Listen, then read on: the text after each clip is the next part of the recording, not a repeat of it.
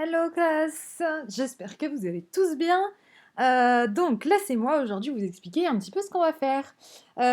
Tout d'abord, comme d'habitude, on va corriger ce que vous aviez à faire la dernière fois.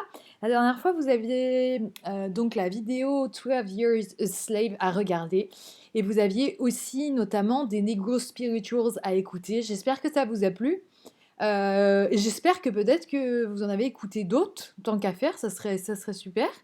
Voilà, et j'espère aussi de tout cœur qu'un jour vous verrez ça en vrai aux États-Unis, dans une véritable église, parce que c'est absolument super. Voilà, donc voilà ce que ça pouvait donner au niveau du petit paragraphe que je vous avais demandé. Voilà. Donc, Solomon Northup was born in the north of the United States. He was a violin player, then he was kidnapped by white people. He was forced to work on plantations in the south while he used to be free. Ok. Si je vous le fais en français, il est né dans le nord des États-Unis. Il était un joueur de violon. On pourrait même mettre famous violin player. Hein, il était connu. Then he was kidnapped by white people. Ensuite, il a été kidnappé par des hommes blancs. Il a été forcé de travailler sur des plantations, plutôt des grandes fermes, ok, dans le sud. Et comme je sais que vous êtes très malin, très intelligent et que vous avez tout compris de ce que je vous ai dit la dernière fois, ici je suis sûre que vous avez pu utiliser aussi while, vous savez, pour marquer une opposition, comme on avait fait avec les Indiens, alors que, donc, alors que avant, il était libre, ok? He used to be free, ok? Ça n'est plus le cas à présent, ok? Pareil, si je reviens sur la forme, he was kidnapped, ed, on est bien d'accord que on a bien un passif passé. Il a été kidnappé et. Okay, donc ed en anglais. Il a été forcé. He was forced ed. Ok. Donc c'était un exemple parmi tant d'autres. Vous avez, je suis sûre, fait de très bonnes choses et que si ça se trouve, vous n'aviez même pas besoin de ma correction. Donc maintenant, passons au travail qu'il va y avoir à faire pour cette semaine. Je ne vous donne que cette chanson pour la simple et bonne raison qu'elle n'est pas forcément très simple. Elle n'est pas très simple, mais moi je suis sûre que vous pouvez y arriver. Et on dédramatise tout de suite la situation. On ne comprendra pas tout. C'est sûr, vous n'allez pas tout comprendre. Et alors, c'est pas grave. Le plus important, c'est de comprendre le message. Ok. Donc, vous avez des paroles de chansons. D'ailleurs, petite parenthèse, on ne comprend pas toujours tout, même lorsque vous avez une chanson en français. On est d'accord. Donc, c'est exactement pareil en anglais. Vous ne pouvez pas tout comprendre. Donc, dans un premier temps, vous allez m'écouter cette chanson. Vous allez pouvoir me remplir la chanson à partir des mots que vous avez sur le côté. Vous avez south. South, on est d'accord, c'est le sud. Trees, ce sont les arbres. Ok.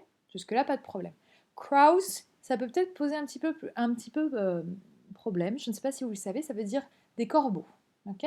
Sun, bah, le soleil. Sweet, sweet, c'est quelque chose de doux. Ok.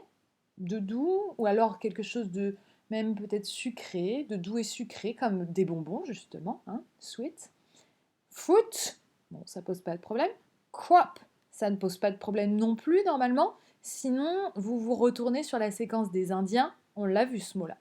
Rain, bon, c'est la pluie, ça je suis sûre que vous le savez. Blood, blood c'est bien le sang. Okay. Eyes, breathe, bah ça doit pas poser de problème. And flesh, flesh c'est la chair humaine, okay, ce que vous avez dans votre corps. Donc, vous me remplissez ça tranquillement, vous me remplissez à partir de ce que vous entendez. Et ensuite, je vous pose des questions pour essayer de comprendre un petit peu plus la chanson. Je vous demande de trouver les équivalents en anglais dans la chanson de ces mots-là. Okay, se balancer, pendre, récolter, cueillir, arracher, pourrir, faire tomber. Okay. Je vous demande ensuite, en quatrième question, pourquoi est-ce que vous avez le sud qui est mentionné? Je pense que maintenant je vous le rabâche bien assez comme ça. Vous devez avoir une petite idée. vous avez en 5, in your opinion, what is this strange fruit? D'après vous, là, c'est quoi cette métaphore de fruit étrange? On parle de fruits étranges. Et quelle est cette métaphore? Vous vous souvenez, une métaphore, c'est une image. Quelle est cette métaphore? Pourquoi est-ce que cette chanson, elle s'appelle Fruits étranges? Pourquoi est-ce que moi, là, je vous la fais étudier alors que franchement, on ne parle pas de fruits? D'accord? À vous de réfléchir. Je vous en dis pas plus. Je vous expliquerai davantage après.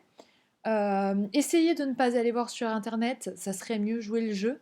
Euh, voilà, et en plus, il se pourrait qu'il y ait des images peut-être un petit peu choquantes. Et moi, je refuse de vous montrer ces images-là, parce que même si elles font partie de la vie, parce que c'est ce qui est arrivé, on ne peut pas le nier, on ne peut pas fermer les yeux dessus. Je pense que bon, c'est peut-être pas très adapté pour l'instant, ok? Voir cette cruauté humaine, ça fait mal au cœur. J'ai oublié de vous parler aussi du deuxième point. Je vous demande dans la chanson de trouver les mots qui sont reliés, qui parlent de la nature et du corps humain. Ok? Donc vous avez les petits points à vous de trouver dans le texte. Les mots qui parlent du corps humain et les mots qui se rapportent à la nature. Vous vous souvenez, c'est ce qu'on avait fait avec Pocahontas quand on avait étudié le Disney, sauf que cette fois-ci, je ne vous demande pas d'analyse directe. Ok? Voilà, je pense que je vous ai tout dit, puisque je ne veux pas vous en dire plus sur cette chanson. Comme je vous dis, évitez de chercher sur Internet. C'est une chanson qui est très très très connue. Mais voilà, essayez de jouer le jeu. Et de toute façon, moi, je vous en dirai plus à la prochaine vidéo. Goodbye!